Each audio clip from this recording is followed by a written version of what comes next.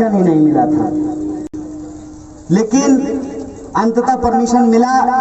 इसके लिए मैं प्रशासन को धन्यवाद करता हूं और विभिन्न न्यूज पोर्टल चलाने वाले जो मीडिया बंधु हैं, जो मीडिया के साथी हैं, उनका मैं क्रांतिकारी स्वागत करता हूं, आपका हार्दिक अभिनंदन करता हूं।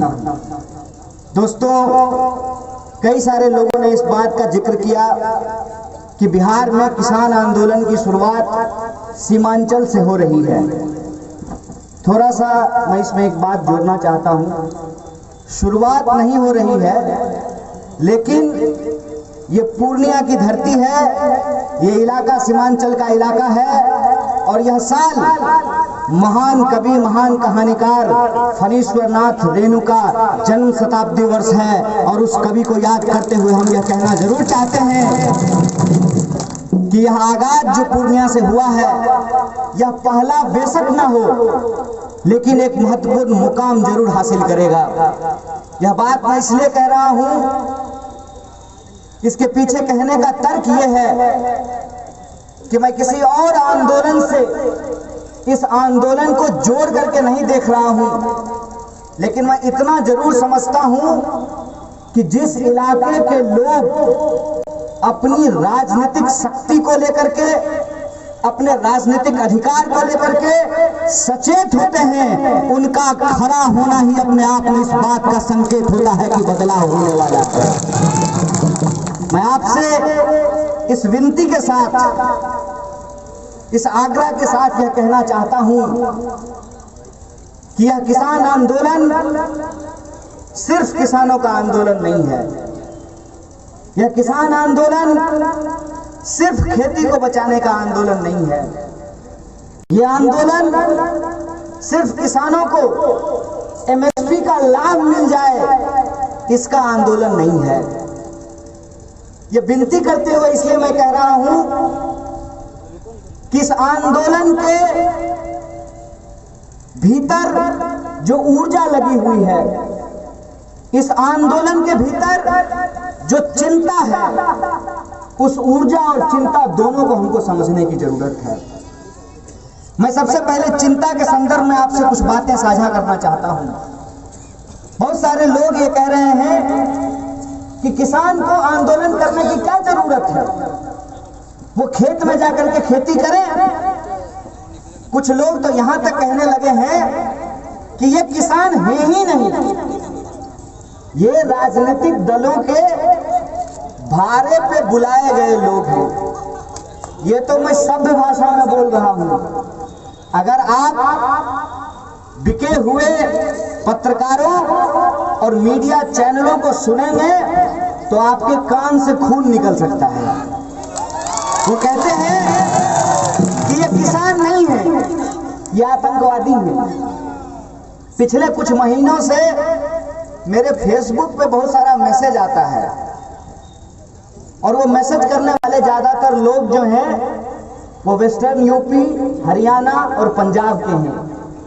ज्यादातर मैसेज में लोग लिखते हैं, भाई साहब माफ कर दीजिए, गलती हो गया। हम सोचते हैं किस बात का माफी मांग रहा है, हमने ऐसा क्या कर दिया।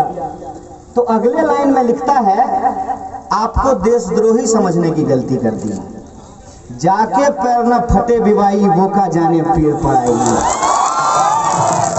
जब हमारी यूनिवर्सिटी के ऊपर हमला हुआ था तो हम इस देश में घूम घूम करके लोगों को कह रहे थे कि हमारी यूनिवर्सिटी देश के खिलाफ नहीं, देश के आम आवाम के हक और अधिकार के लिए खड़ा होने वाली यूनिवर्सिटी है।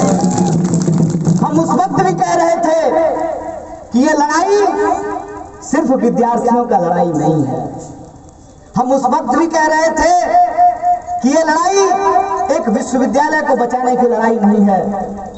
ये लड़ाई दरअसल इस देश में देश के जवानों, किसानों और इस देश के आम आवाम के हक और अधिकार को बचाने की लड़ाई है। याद कीजिए, जब सीए एनआरसी का विरोध हो रहा था उस वक्त भी हम यही कह रहे थे कि ये सिर्फ मुसलमानों का आंदोलन नहीं है। और आज जब किसानों का आंदोलन हो रहा है तब भी मैं आपसे यही कह रहा हूं कि ये सिर्फ किसानों का आंदोलन नहीं है, ये इस देश के आम और आवाम के हक और अधिकार को बचाने की लड़ाई है।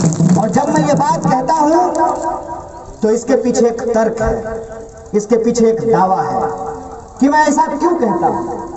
मैं पहली शुरुआत करना चाहता हूं अपनी यूनिवर्सिटी से। हमारी यूनिवर्सिटी में जो आंदोलन हुआ, उस आंदोलन में हम क्या मांग रहे थे? हम कह रहे थे कि शिक्षा खरीदने बेचने की चीज नहीं है। शिक्षा इस देश में बुनियादी अधिकार है। हम कह रहे थे कि आपको जितनी परीक्षा लेनी है ले लीजिए, आपकी इच्छा है तो अग्नि परीक्षा ले लीजिए, लेकिन अगर हमारे भीतर काबिलियत है तो हमको पढ़ने लिखने का अधिकार होना चाहिए। और ये हम आपसे भीख नहीं मांग रहे हैं, बुनियादी अधिकार है, जिसको हम आपसे मांग रहे हैं, जिसको हम लेकर के रहेंगे। तो बहुत सारे लोगों ने कहा कि शिक्षा सस्ती अच्छी क्यों होनी चाहिए? जिसके पास पैसा है वो पढ़े, जिसके पास पैसा नहीं है वो नहीं पढ़े। तो मैं एक सवाल आपसे पूछना चाहता हूं, अगर ऐसा ही होता कि जिसके पास पैसा है वही पढ़ सकता है, तो क्या इस देश में डॉक्टर बाबा साहब भीमराव अंबेडकर देश का संविधान लिख पाते? आप सोच करके हमको बताइए कि इस देश के जो नागरिक हैं, वो नागरिक कलम से लेकर किताब तक, नमक से लेकर के गेहूं तक, जूता से लेकर छाता तक, रोड पे चलते हो या हवाई जहाज में उड़ते हो, सरकार को टैक्स देते हैं। हम सरकार को टैक्स देते हैं, नहीं देते हैं? ऐसा तो नहीं है ना कि सिर्फ अरबपति खरबपति लोग ही टैक्स देता है, हम लोग भी टैक्स देते हैं। जब मोबाइल खरीदते होंगे तो मोबाइल के दाम के नीचे लिखा रहता है ना, inclusive of all taxes, Hindi में लिखा रहता है सभी कर सहित। तो हम अपने खरीद में जो भी सामान हम खरीदते हैं, हम सरकार को टैक्स देते हैं। सरकार को हम टैक्स क्यों देते हैं? सरकार को हम टैक्स इसलिए देते हैं कि सरकार हमको सुरक्षा दे सके। क्या सिपाही जी, सरकार वेतन देती है ना, बाप के घर से नहीं देती है ना, हमारा टैक्स के पैसा से देती है ना। किसके टैक्स के पैसा से जो है सुरक्षा कर्मियों को वेतन मिलता है? हमारे टैक्स के पैसे से मिलता है। तो सरकार हमको सुरक्षा दे सके। दूसरा, सरकार हमको शिक्षा दे सके। तीसरा, सरकार हमारे लिए स्वास्थ्य की व्यवस्था कर सके। चौथा, सरकार हमारी बुनियादी जरूरतों को पूरा कर सके, इसके लिए हम सरकार को टैक्स देते हैं। देते हैं कि नहीं देते हैं? सरकार अगर हमारे लिए शिक्षा की व्यवस्था नहीं करे, सरकार अगर हमारे लिए स्वास्थ्य की व्यवस्था नहीं करे, सरकार अगर हमारी सुरक्षा की व्यवस्था नहीं करे, तो सरकार को टैक्स हम क्यों दें? ये सवाल हमारे मन में आना चाहिए ना। सरकार को हम टैक्स क्यों देते हैं? ताकि सरकार हमारी बुनियादी जरूरतों को पूरा कर सके। अब एक सवाल पूछना चाहता हूं, लेकर के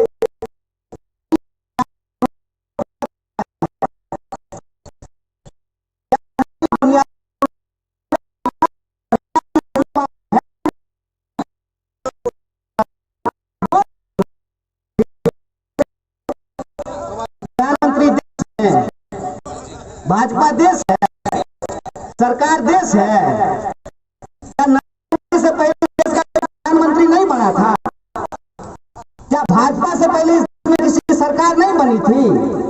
तो सरकार करना हो गया है। ये एक साजिश है। क्या साजिश है वो आप समझ लीजिए। गांव में अगर किसी विधवा की जमीन कब्जा करना हो तो पहले उस विधवा को बदचलन साबित किया जाता है, पहले उस विधवा को दान साबित किया जाता है। फिर जब उस विधवा की जमीन कब्जा कर ली जाती है तो उस विधवा की बात न थाने में सुनी जाती है, न मुखिया सुनता है, न सरपंच सुनता है, न एमएलए सुनता है, न मंत्री सुनता है, और उस विधवा की जमीन कब्जा कर ली जाती है। आपको नहीं लगता है कि जेएनयू के विद्यार्थियों के साथ यही बर्ताव किया गया? ये बोल करके कि जेएनयू के विद्यार्थी देश को तोड़ना चाहते हैं। क्या भाई, कुरकुरे का पैकेट है? देश हमारा कुरकुरे का पैकेट है कि हलवा है कि चम्मच लेंगे उठा करके खा लेंगे। जो तरीका इन्होंने जेएनयू के साथ अपनाया था, वही तरीका उन्होंने इस देश के भीतर जो सीए एनआरसी का विरोध कर रहे थे उनके साथ अपनाया कि नहीं अपनाया? उनको देशद्रोही बोला कि नहीं बोला? उनको आतंकवादी बोला कि नहीं बोला? और वही तरीका ये आज देश के किसानों के साथ अपना रहे कि नहीं अपना रहे हैं? तो हमारी बारी आई थी, तुम्हारी बारी आई, और पुलिस वाले याद रखिएगा आपकी भी बारी आएगी। जनता चलाते हैं आप हमारे ऊपर, याद रखिएगा ये सरकार जब आपका पेंशन बंद कर देगा ना, तब आपके लिए बोलने वाला कोई नहीं होगा। ये याद रखिएगा, ये ऐसे लोग हैं जो इस देश के आम आवाम को आपस में लड़ा करके इस देश को बेचना चाहते हैं। इस बात को आप अपने दिमाग में डाल लीजिए। इस देश के एक एक इंच जमीन को अपने मालिकों के हाथ में गिरवी रख देना चाहते हैं। भाजपाई लोग, हमको इंतजार है इस बात का सर, हम आपको बता रहे हैं। अभी पंजाब हरियाणा का लोग हमको मैसेज करके बोलता है कि सर गलती हो गया। भाजपाई रोते रोते मेरे पास आएगा, कहेगा सर गलती हो गया, आपका बात नहीं समझे थे। हम इंतजार कर रहे हैं उस दिन का, आपको हम बता देते हैं। हमको मोदी जी से कोई दुश्मनी है क्या? हमको इतना फुर्सत है? माँ बाप इसीलिए हमको पढ़ाया लिखाया, माँ बाप हमको इसीलिए पीएचडी कराया कि हम प्रधानमंत्री से दुश्मनी पालते चले? हमको इतना फुर्सत है कि हम अमित शाह से इतना दुश्मनी करें? अमित शाह के बेटा को देखे हैं, कैसा लगता है? बोलिए। किसी भी इंसान के ऊपर व्यक्तिगत टिप्पणी नहीं करनी चाहिए। कभी उसको कोई मेढक कह देता है, कभी सुअर बोल देता है। एक बात हमको बताइए, अरे हमारे पिताजी गृह मंत्री थोड़ी हैं कि हम बीसीसीआई का सेक्रेटरी बन जाएंगे। जया शाह के पापा देश के गृह मंत्री हैं, तो वो बीसीसीआई के सेक्रेटरी बन गए। हम तो गरीब घर में पैदा हुए हैं, हम तो पढ़ाई लिखाई करेंगे, नौकरी करेंगे, नेतागिरी करने का फुर्सत है हमको? प्रधानमंत्री जी से कोई व्यक्तिगत दुश्मनी नहीं है।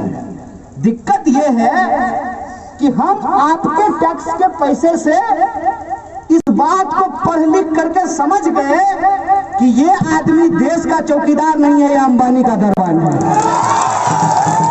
इस बात को हम समझ गए कि ये जब भी कहता है देश नहीं झुकने दूंगा, हम समझ जाते हैं कि देश को बेचने का नया तैयारी शुरू कर दिया है। एक बात हमको सोच करके बताइए, कहते हैं कि किसानों की भलाई के लिए कानून लाए हैं। आए बाप, कैसा भलाई है कि किसान कह रहा है नहीं बाबूजी हमको ही भलाई नहीं चाहिए, माए बाप अपना भलाई अपने पास रख लीजिए।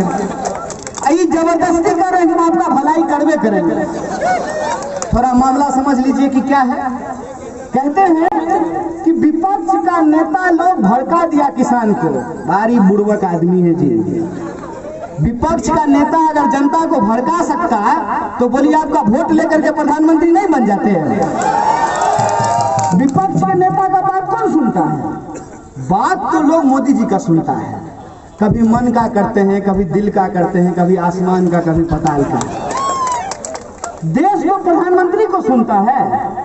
चापलूसी करते करते कोई पत्रकार इतना दूर निकल जाता है कि देश का सबसे लोकप्रिय नेता नहीं बोलता है, विश्व का सबसे लोकप्रिय नेता बोलता है। अरे ठीक है, विश्व के सबसे लोकप्रिय नेता जब इस देश के प्रधानमंत्री हो तो वो अगर एक बात आकर के बोलेंगे और नहीं बोलेंगे तो रो देंगे।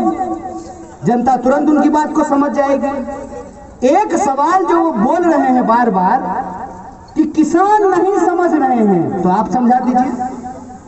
आप अपने कृषि मंत्री को नहीं समझा पा रहे हैं और कह रहे हैं कि देश के किसान नहीं समझ रहे हैं। जब कोई भाजपाई आपको पान के दुकान पर मिले और आपको कहे कि कृषि कानून बहुत अच्छा है, तो कहिए हाँ अफसोस इस बात का है कि आपका कृषि मंत्री नहीं समझ पाई थी। याद है कि नहीं है? कृषि मंत्री इस्तीफा दे चुकी हैं। जब कृषि कानून आया तो इसके विरोध में वो एनडीए की कृषि कांग्रेस की कृषि मंत्री नहीं थे, वो इस्तीफा दे दी है, याद है कि नहीं है? शॉर्ट टर्म मेमोरी लॉस नहीं हुआ है ना, तो याद कर लीजिए। हम लोग देश के किसानों को नहीं भड़का रहे हैं सिपाही जी, दरोगा जी आप भी सुन लीजिए। देश के कृषि मंत्री ने कृषि कानून के विरोध में इस्तीफा दे दिया। बोलिए क्यों? क्या उनको भी समझ में नहीं आया? कानून जब लिख रहे थे तो कृषि मंत्री को कान में घुट्टी ठीक से नहीं पिलाए थे। दूसरा बात जो बहुत जरूरी है, ये कहते हैं कि ये कानून हम इसलिए ला रहे हैं ताकि किसानों की भलाई हो, उनकी आमदनी दुगुनी हो। तो उस संबंध में मैं एक बात आपको बता देता हूं। बिहार में 2006 में मंडी समाप्त कर दिया गया। क्या